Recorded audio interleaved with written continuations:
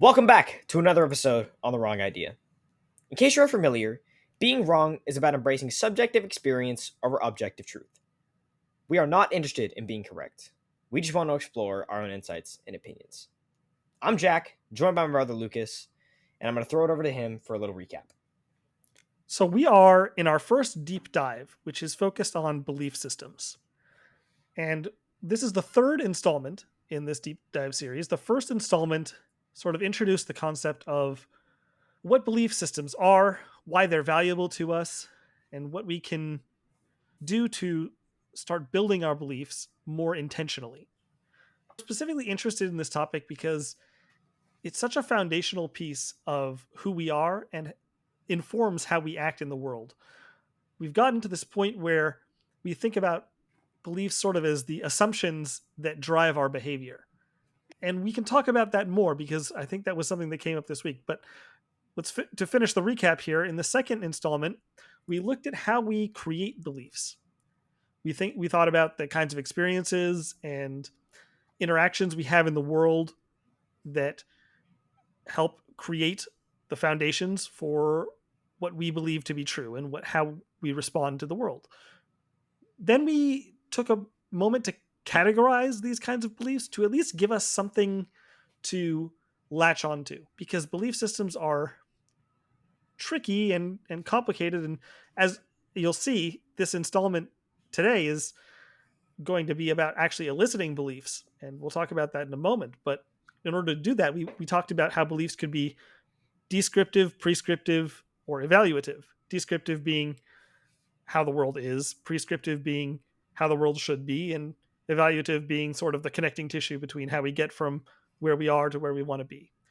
So, with all of that in mind, the intention today I'll give to Jack.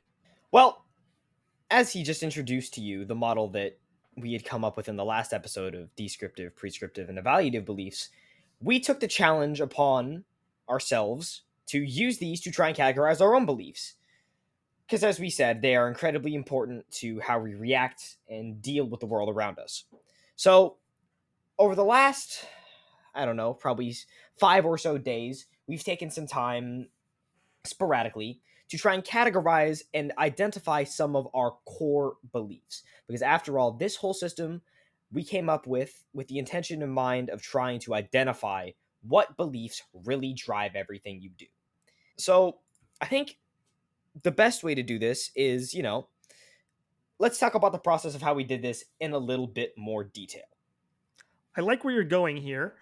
I think that I want to take a second to emphasize exactly what you said, which is important. Core beliefs. That the intent of the last couple of parts was just around what are beliefs? How do they form? How do we identify them? How can we categorize them? How do we think about them? And now we want to start eliciting them. How do we get at our own beliefs? How do we know what we believe? And this process involves a fair amount of introspection. That's sort of the goal of the exercise. And I came up with a simple exercise that one could do to potentially elicit beliefs. There's obviously numerous ways that one could go about this, but based on our simple model, again, the reason I like this model is because it's fairly easy to remember. Mental models, while if they can seem too simple ones composed with each other can actually create some pretty powerful mental frameworks. So what you'll see is that even from this simple notion of three basic kinds of beliefs, what immediately struck me was this notion that there's now a ton of relationships between them. There's 6 different relationships that might exist, in the sense that if you took a descriptive belief, can that then inspire some prescriptive or evaluative beliefs? Can we then, work from one category and find related beliefs in other categories? So that idea occurred to me, and I listed out each of those 6 possibilities to see what those interactions might feel like. And if it's worth taking a second, I think we can pull one of these up here. So, for example, let's take prescriptive to descriptive. This is, I'm going to read now from our little cheat sheet here. This is perhaps less intuitive, but involves how our beliefs about how things should be can influence our perspective or interpretation of how things are. And there's an example that it gave here. If you believe that a fair society should provide healthcare to all its citizens, which is prescriptive, you might be more likely to notice and emphasize instances where healthcare systems fail to provide for everyone, shaping your view of the current state of healthcare, which is a descriptive belief. So you can see the point is these things can be related. And so this is sort of the inspiration for my exercise. And I'll walk through what that is in brief here. But before I get there, anything you want to add, Jack?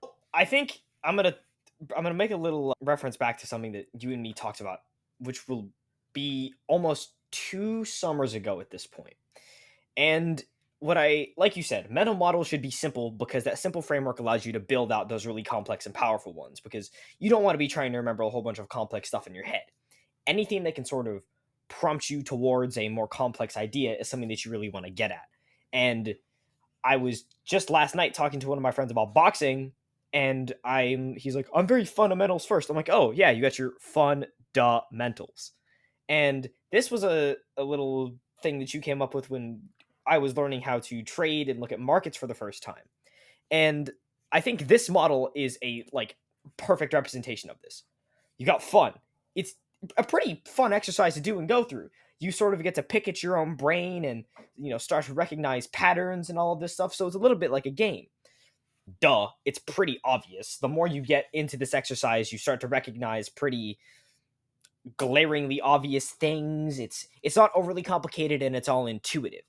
And then, it's mentally it's sound. It's easy to remember. It's got all three of those categories. So to me, whenever I was using this model, especially the first time that you and me went through this and did this together for one of my own, trying to identify one of my own core beliefs, it was really easy to use and it was just, super intuitive and made perfect sense. So that's all I would add.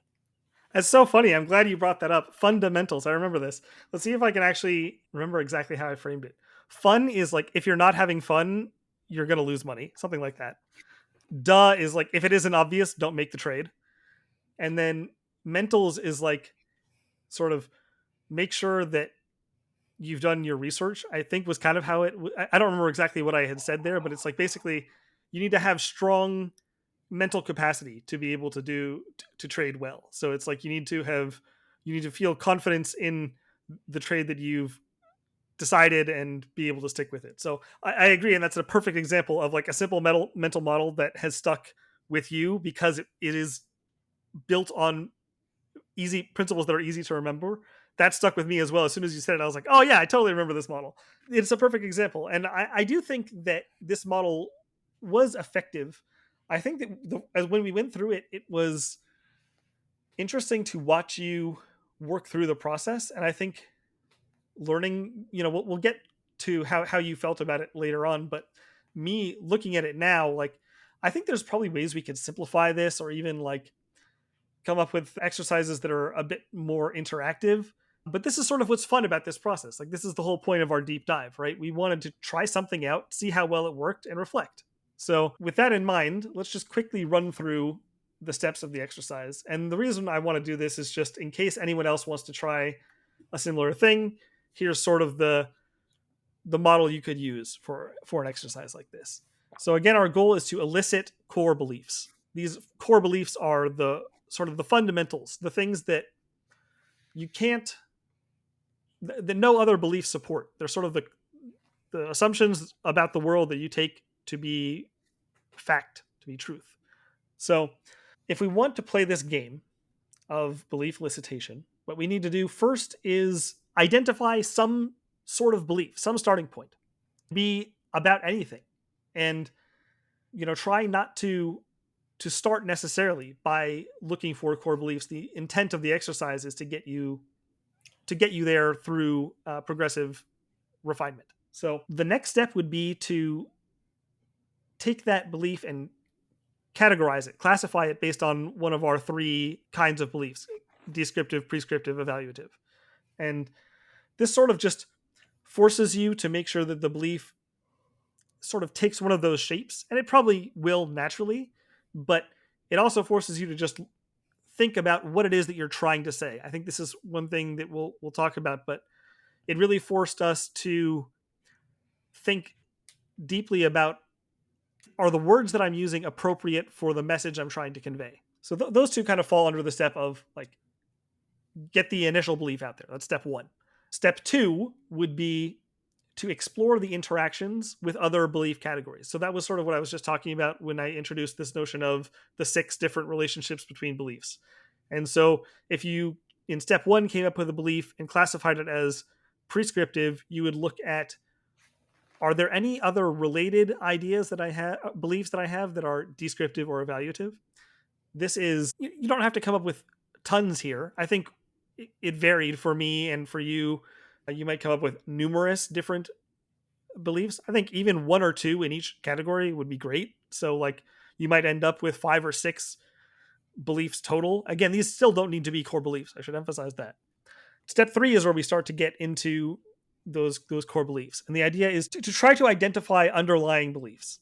And I think the best way that I was able to explain this to you was sort of to play the game that you would play as a 5-year-old child in the back of a car, like asking your parents why something is the way it is, and they try to explain, and you just keep asking why repeatedly. The goal is just to get you as far back into your belief systems as possible to identify what might be the root of the matter here. We can probably dive more into this step, I'm sure, but for the sake of moving on quickly here, step 4 is about theme finding, and now we're going to actually identify those core beliefs. So you would want to sort of look for in the different beliefs you listed out, what themes stand out to you, what connections can you make between the different beliefs you're talking about, what is the underlying motivation for why you're talking about these kinds of things. And these can be fairly broad and aren't necessarily that important. The goal is just to get you to start, we just did a bunch of individualized belief generation. I want you to start thinking holistically about how those beliefs connect to each other. It's this belief system. The parts are not separate, they interrelate. So finally, to really get at the core beliefs, you should look at the beliefs that you have just identified and challenge them. See if you can poke any holes. And I think when I was doing this with you, one thing I would ask is, well, is this really what you're saying, or what if it was like this instead? And forcing you to reflect on what is the exact intention that I'm getting at. This is sort of the overall process. Anything to add there? I think I'm gonna go bit by bit because I think there's little bits and bobs that I want to add. That first step, I think, is cool because it can kind of like go off of anything. Like literally anything that you can identify as a belief period, you can start from there. Like it's a very easy step to start from, and you can sort of just jump in and get going. You don't have to be super overly specific or overly, analytical about it. That second step, again, like you said, you might end up with only like 1 or 2 beliefs, but you could end up with 5 or 6. I remember I was sitting in class earlier today. I had some extra free time. I think I ended up getting to 5 pretty quickly, and I'm like, okay, so that was pretty simple. My other belief that I ended up doing it took a little longer. Maybe it took us like 4 or 5 minutes. Granted, it was the first time doing it, so be generous to yourself. That third step of asking why is like so wild because when we did it late at night, I was kind of just sitting there like, oh, how many more whys am I gonna get? And then eventually we started getting into this like loop of like, okay, well, once the why starts coming back to like another thing that you've already said before, you've started to maybe get pretty close or have hit on one of those core beliefs. And that's really, really cool to see. And then I think that step 4 is something that might be overlooked as you start to do it more often, but I think it's important because finding those overarching themes, like you said, thinking holistically is really important because what does it matter if you know your core beliefs if you don't really know what values they impart upon you, right? I think one of the themes that I ended up seeing was that a lot of my core beliefs ended up leading me to value things like gratitude and patience and perseverance and stuff like that. So taking all of these steps and using them as a cohesive method is like such a simple yet effective process. And one other thing that I want to say is if you could have a friend to do this with, anybody, even a parent, maybe a teacher that you have a good relationship with, anybody, a mentor, to do this process with, it'll help you 30,000 times, because you'll begin to notice that you yourself will maybe start to become slightly judgmental of yourself. This happened for myself, and it was nice to have Lucas there to help me out, to kind of just be like, well, you're like, don't stop judging your own thoughts, like just keep it going, keep it moving. And eventually, once you start to accept that stuff, you get to start moving forward. Even if you want to use something like ChatGPT to help prompt you, it's incredibly helpful to have a non-biased source that can help challenge you and move you forward through this process. There's so much good stuff in what you just said there. It's crazy. I almost wish we had now gone like one by one, but let's maybe do that quickly, because I love so much of what you said. The initial belief identification. Yeah, the goal here is really just, and this is what I found when I was doing exercise as well, is like get something on there. It literally doesn't matter. Like it might seem like the most surface level, like simplistic belief that like can't see how this is going to get you anything valuable. How are you going to get any insight from this? But I'm going to just jump directly to step 3, because the part that you were talking about there that was so interesting to me was like, yes, I completely agree. That's where you get the like revelations, the wild stuff where you're just like, wait, I didn't even realize that I believed this. Like it wasn't even clear to me. I had never tried to crystallize this notion in my mind.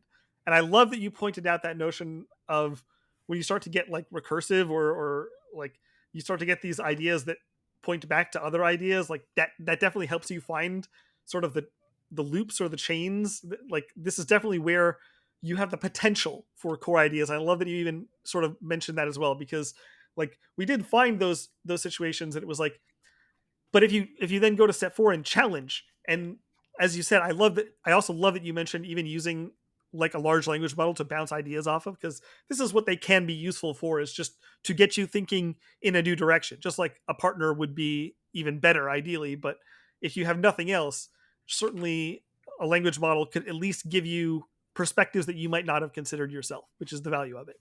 So yeah, I think this was fun, and I did actually. I used ChatGPT a little bit to get me started on one of my belief chains, and then it got my ideas running wild, and then I just went with my own thoughts. But that's sort of the whole point. It's like if it gets that engine going, it did its job, right? Yeah, exactly. As long as you can get the wheels turning, then you're on the right direction, which was super cool to see, because it is hard to get it going, but it's sort of like a snowball. The further you roll down the hill, the easier it gets. I love that. That's a perfect way to put it.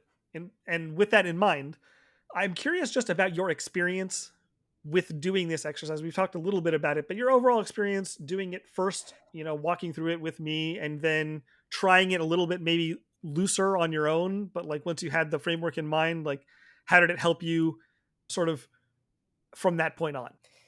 Yeah, I think that starting it off, I think the biggest key and the biggest takeaway that I have to come away with here is, don't judge yourself. As hard as it is and as simple as it may seem, try not to judge what you're thinking or what's coming out onto paper, maybe notes app, or just in your own head. Whatever's there, it's going to have some value, because one of the things that said at the start is just take a direction and see where you end up with it, because you can always backtrack, you can always retrace, but maybe you're going to end up going down somewhere which is really valuable for you. So the first time you do it, it's tough. Don't get me wrong. Like, it took us probably like almost a solid hour Yeah, we of spent an going hour on it. through all of these. Yeah. It was a full blown hour that we took, and man, it was great. There was so many fun aha moments and like wows. Just like, okay, now I'm really starting to get to the core, because you think that you can get deep, and then you realize that there's levels of depth on the depth, and it's just crazy. So it is tough to do by yourself, I will say, having anything to aid you. Even like you said, you had ChatGPT. Am quite curious to see how that was for you, but I'll say having another person who was there to challenge me was incredibly key in getting it done that first time. 100% it's easier the second time to do, because you have sort of an idea of, maybe how it should feel like, in order for you to, maybe stop some of the judgment in your head. But you need something to keep you moving forward. If As long as you can get your mind rolling, like I said, it becomes easier and easier to do. But the further you go, the more you do, the more intuitive it becomes, which is what I think was really, really cool about it. So I'm curious how it went. Once you tried to do this again on your own after we had worked together, what was the experience like then?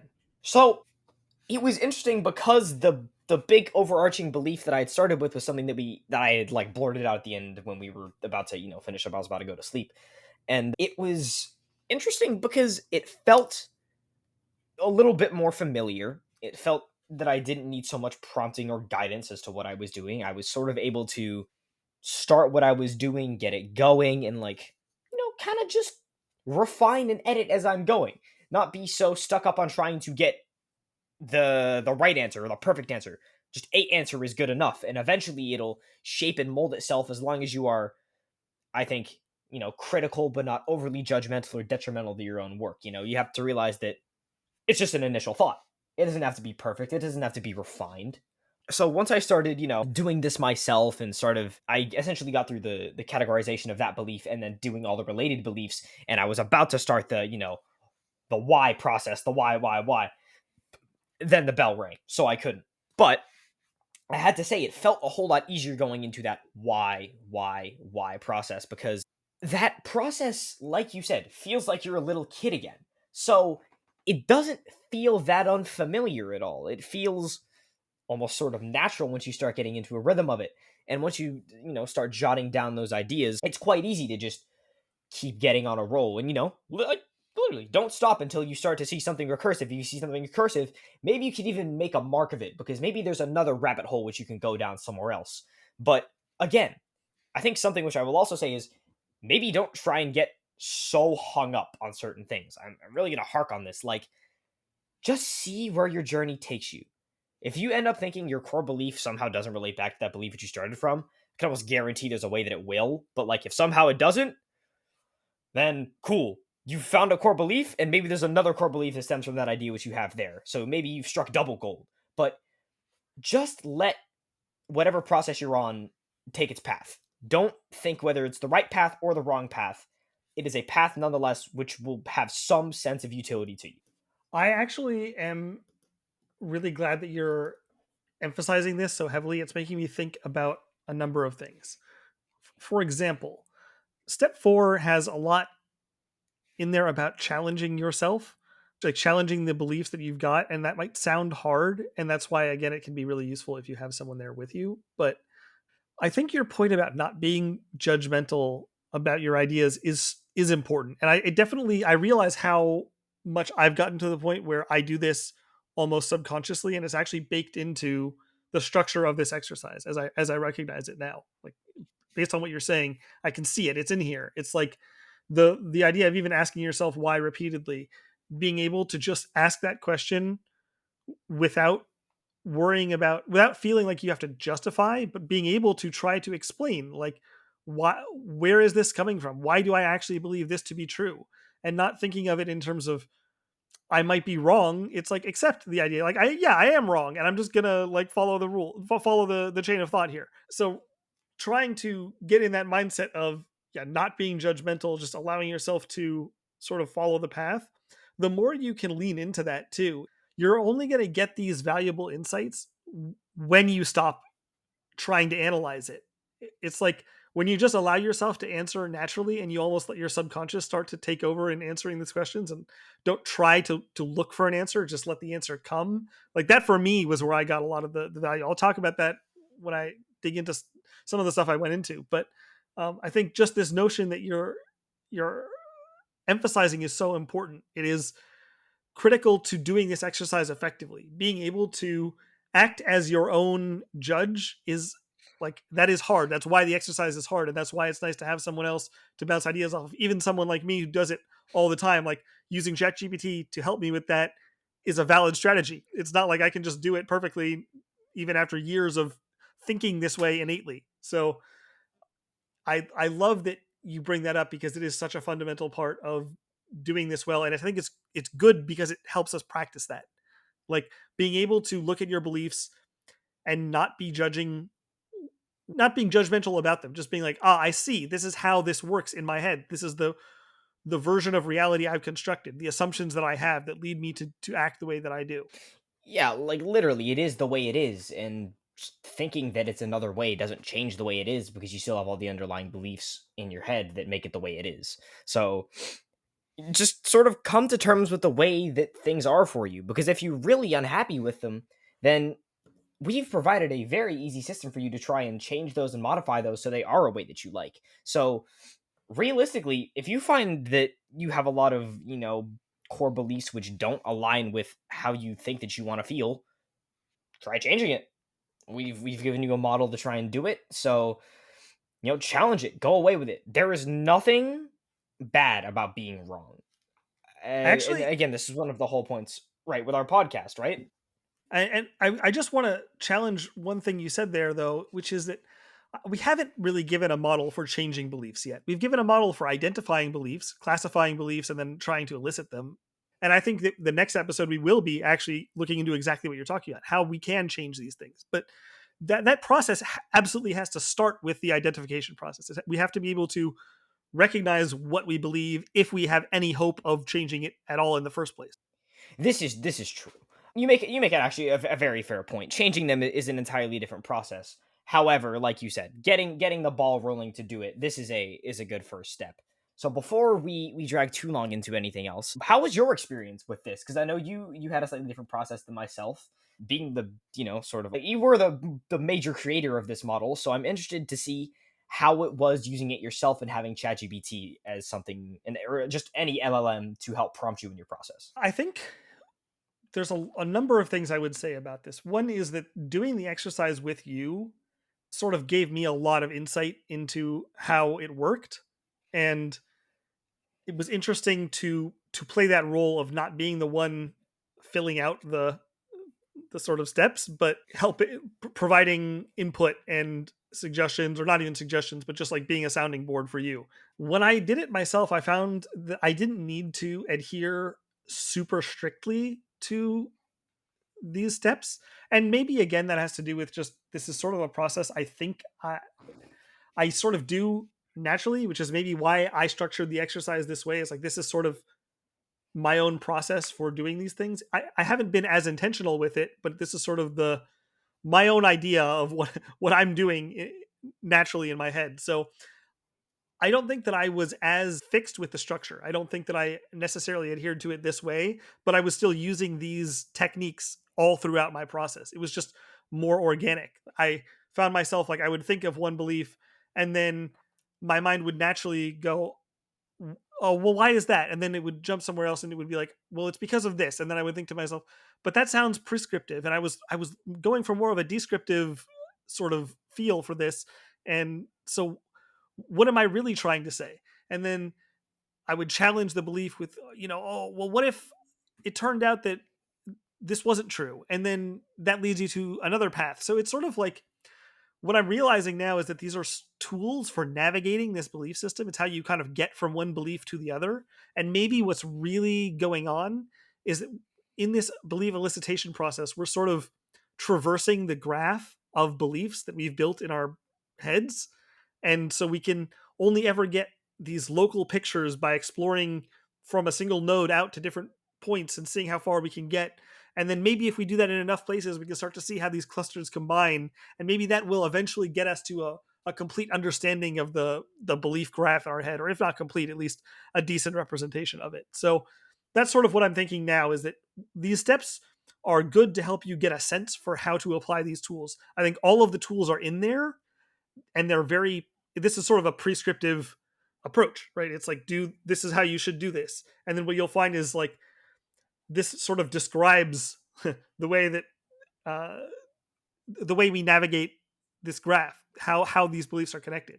And then that leads me to the evaluative belief that like I can use these tools to explore my own beliefs. And so I've sort of built now this understanding of, okay, the model was nice to help me learn the techniques, but now I apply the techniques naturally to figure things out for myself. That was the biggest takeaway. Does that all make sense, or was that like super abstract? No, absolutely. I think that the way I'm going to boil this down a little bit more into like a simple thing is, what this system is sort of a manifestation of the way that your subconscious works. Because you and me have talked about how People who are incredibly proficient in certain processes, call them professionals, aren't really like necessarily better at something than you are, but they've just done it so many times that it is only logical, or literally it's just the only way that the process works for them. So the reason it doesn't have to be so, rigid for you is it's literally just I've put out onto paper in a, I guess, a more rigid format of what I do. I've substantiated it in a sense, right? So I think that it's interesting because I think the more you do this, the more you will realize this is sort of how you will begin to think about beliefs. Because, while it's a model to, like, outline, find your core beliefs, like you said, it's also a way to navigate belief systems. And yours is significantly more well developed than mine. So you can sort of use this as a model literally to navigate them. And I think that's also kind of cool. So the more you use this, the more I think it becomes more natural. And that's also what I was starting to see with that second process. I think that's sort of what you're trying to get at with that, right? Absolutely. And I would only correct, or not even correct, but I would only augment what you said a little bit there, which is that my belief system isn't like, I think that it's just that I've tried to intentionally refine it for longer than you have. Like, that's the only difference. Do you know what I mean? It's not about how developed it is. It's about how intentionally developed it is. If that distinction makes sense. Sort of, a little bit. Go a little further. Let me It's let me like see if it clicks it's a little like I'm better. a gardener. Like, it's not that like, I just trim the bushes a little bit more often to get the specific of the garden that I want. Whereas, like, you might still have a nice garden with plenty of things growing, but like it hasn't been done intentionally, so it kind of feels more. It doesn't have that cohesive feeling. Do you know what I'm saying? Aha, yeah. It's that, like, yeah, literally, like you said, it's the cohesiveness that the system provides to you, which it doesn't yet provide to me because it's not also intuitive yet. Well, you haven't intentional. You haven't made it that way. You have a lot of beliefs. A lot of stuff is growing there, and a lot of activity is happening. It's just not correlate. You haven't done the work to ask yourself, how do these groups relate to those groups? Like, can I match the flowers over here with the tomatoes over there? Whatever it is. Like, I'm just saying, you gotta make decisions about how you want to structure your beliefs. So I think anyone who's managed to make it this far in the conversation is going to be in for a treat. I think, because what I want to do, we've been pretty abstract up to this point, but I want to dig into some specific beliefs. Like, we did this exercise. What did we learn about ourselves? I'll give you a chance first if you want to explore, at any depth, any of the core beliefs you identified, or any of the insights you had along the way that you think were powerful for you. So I'll go with the one that you and me did together. And it all started from this belief, which I just put down, which is that results aren't instant. And we sort of, just took this down the chain, categorized it. Do we want to go through all of this? Break down the category of the related beliefs, or just sort of take it through the chain and see where we end up at? I just am asking where you felt like you got the most value from from doing this exercise. What did you learn about yourself, and how did it help you? How did identifying your core beliefs help you better understand yourself? And how does it has it yet, or how do you imagine it might manifest in the world? Okay.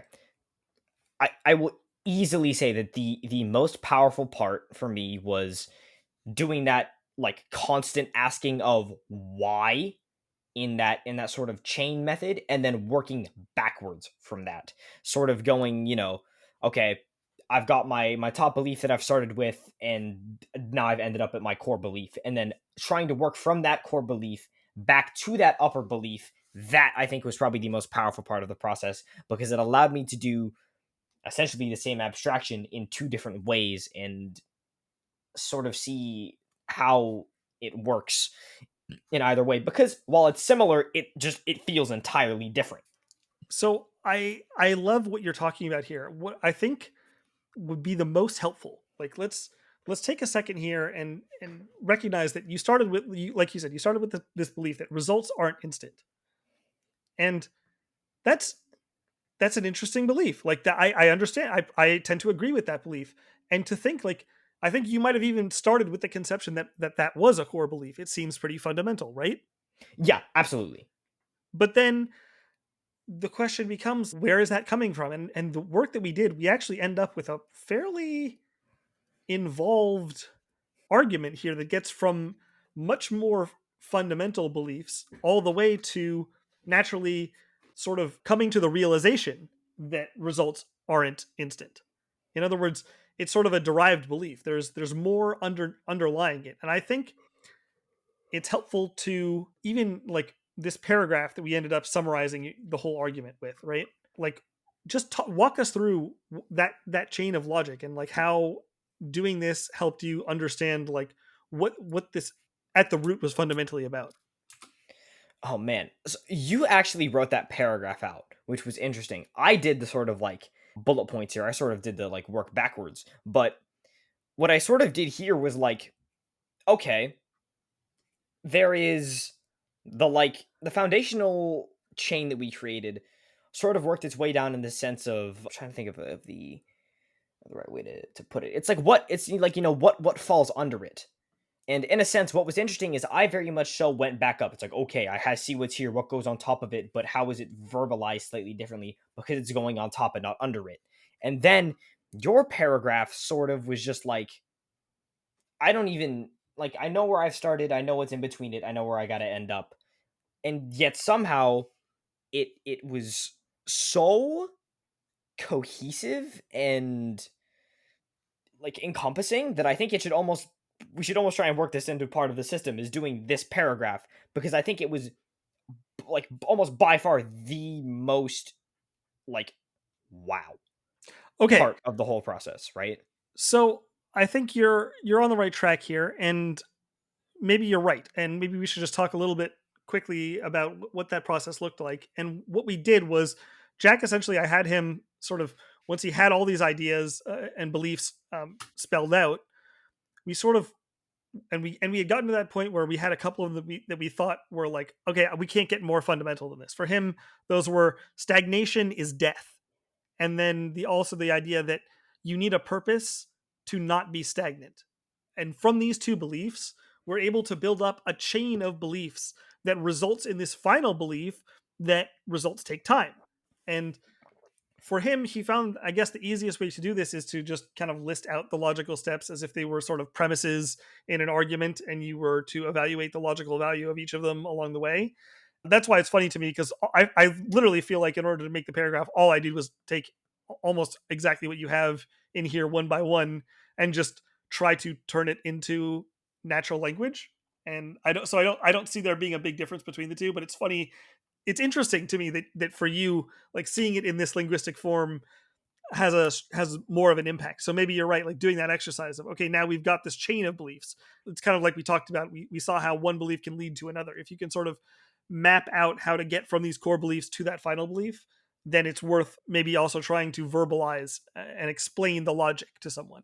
And just like, I'm just going to read the paragraph here because I think it shows a valuable lesson. Like I think that if you see sort of how this worked for Jack, it might help crystallize what exactly we're talking about because it feels abstract to this point. So let's start with again these core assumptions, and I'll build up the argument here.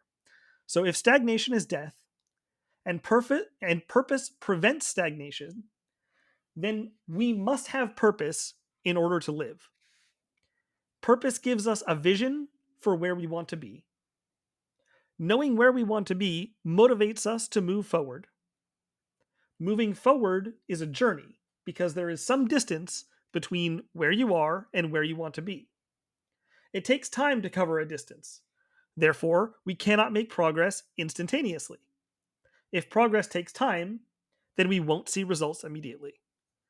So you can see it's this logical progression. And each of those, you can probably hear the belief statement in almost each one of those sentences. And what we're doing there is we're sort of understanding how he got to, I don't see immediate results. Results aren't instant. How he got there from this notion that purpose prevents stagnation. We need purpose is sort of fundamental to life, and because stagnation is death. And so from these two assumptions, there's a clear path towards for Jack why results aren't instant. And it's interesting to see this process play out. And to do this for yourself, I think can give you insight into not just what you believe, but why you believe it. That's why, asking why, and how that helps us get to core beliefs. It's because this is really the fundamental stuff. Deep down, when he's thinking results are an instant, I now know, I can now hear in his underlying beliefs that what he's saying is that, like, purpose is what matters. We can't be stagnant. We have to do something. We have to do important things, and doing those things takes time, and anything worth doing takes time. It's like, I know what he's saying here in a different way than if he just says this to me and I have no sense of where it's coming from. Yeah, one thing that I will say before we round this off is that you mentioned that this is how you get to this idea of why you believe what you believe. And it's something that so few people will ever do. We talked about this in a previous episode. And getting to those like whys is, I think, really valuable, because I always talk about this idea of the importance of self-knowledge. And I think that only once you can really go through all of these whys, I've even started to grow an appreciation for my own value for self-knowledge in and of itself, because it makes you realize how easy it is to think that you have a good grasp, but really the grasp is like 3 feet over to your right, and you can grasp it, but only once you've grabbed like three other footholds and maneuvered your body as if you're a rock climber. So I think it's really interesting to do this process, because it will almost undoubtedly make you realize things about yourself which you've never realized before. So I want to talk about my process here, because I started with a belief that to me feels like a very core belief. In other words, I use it to justify a lot of things in the world. A lot of my decisions are based on this belief. So I naively assumed that it was probably a core belief. But it turned out that it certainly is not a core belief. In fact, there's plenty underlying it, and it was interesting to me to examine this structure. So the belief I started with is that people cannot be compared. In other words, you can't compare one person to another. There are too many variables. Does this idea make sense? We've talked about this, right? Oh, 100%, many times. And so that might seem on the surface that, like, okay, maybe that could be a core belief. But when I did this exercise, what came out were a couple of beliefs. I think I identified three core beliefs out of this process. They're not all directly related to how you get to this, to that assumption. Well, to my original belief, but I will explain sort of the process here. So one of them was that life is struggle, and a second one is that all struggle is unique. And so when you take these together, what you start to understand is that, okay, if everyone is struggling, but everyone struggles in their own way, struggle being unique means it can't be, like, it is incomparable. There's nothing else like it. So fundamentally what that means is that because everyone is struggling and everyone's struggle is unique, there's no way to completely compare two people's situations. It just fundamentally doesn't make sense if you use these assumptions. And these assumptions are sort of core beliefs of mine. So that turned out to be an interesting insight for me. Interesting. Very interesting. There's so many things that I could go into here, and like my brain is just so not chopped up for it because it's so late, but one of the first things that comes to my mind right now is thinking about the fact that I love this idea that life is struggle, because I think this also sort of even almost rounds into my belief, like very indirectly, but it's like you need purpose is sort of one of the things. It's like you need purpose in order to not be stagnant, because stagnation is death. So like you need a purpose in order to live. And to me, I feel like purpose is one of those things which helps create struggle. Like when you say, life is struggle, I think it's like literally is quite literal. Like the only way to have life is to also have struggle. Not just in the sense of, life is hard and things are going to be in your way, but I think it's very, very necessary in that sense. Like quite literally, I think. I have written down here, I have struggle is meaningful precisely because it is not meaningless. Yeah. Yeah. There you go. There you go. So like you obviously get what I'm saying, and it's so interesting that you were able to get like three core beliefs out of starting from one place. I'm interested to see if I can end up getting multiple out of one, because I haven't done that yet. But You did. Again, In it that just goes to exercise, you had two beliefs. You had one about struggle and oh shit. stagnation, and the other is that, we need purpose to progress. You make a good point, actually. Huh. Well, there you go. I guess it just goes to show that this process shouldn't be rigid at all. Like, it should be dynamic, and it should very much so adapt to literally whatever it ends up being. The third of the core beliefs that I found, actually, which is the one that was most new to me. I sort of had this idea in my head about these other beliefs, but I hadn't formalized it, which is why it was interesting. But the third belief actually was this: to love is to struggle together. Boy, oh, what I would give. Eventually, I will have to round back through how you got to these ideas. However, I am in desperate need of some shut eye. So, if there's anything else that you want to go into here before I take us down the home stretch, let's do that.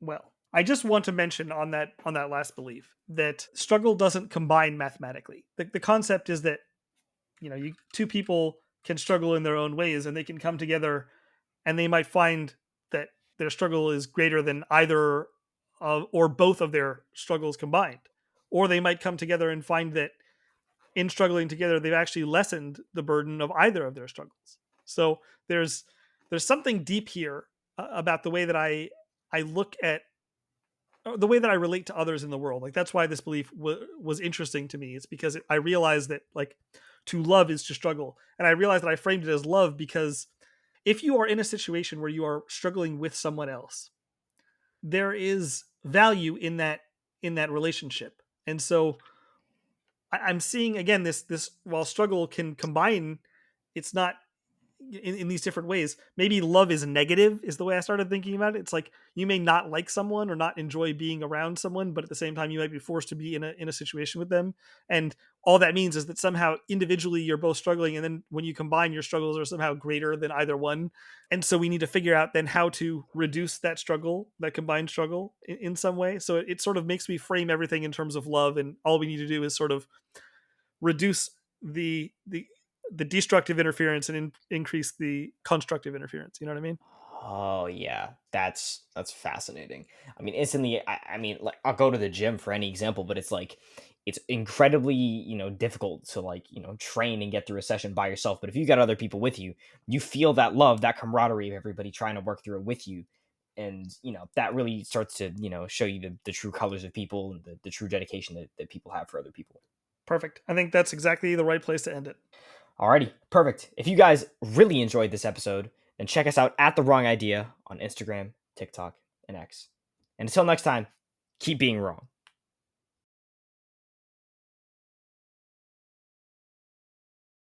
Got a thought that challenges the norm? We want to hear it. Post your wrong idea with the hashtag #WrongIdea. That's RONG idea. And join the conversation. Who knows? Your perspective might just be featured in a future episode. Remember, in a world of endless perspectives, all ideas are wrong ideas. Until next time, keep thinking, keep challenging, and keep embracing the unconventional.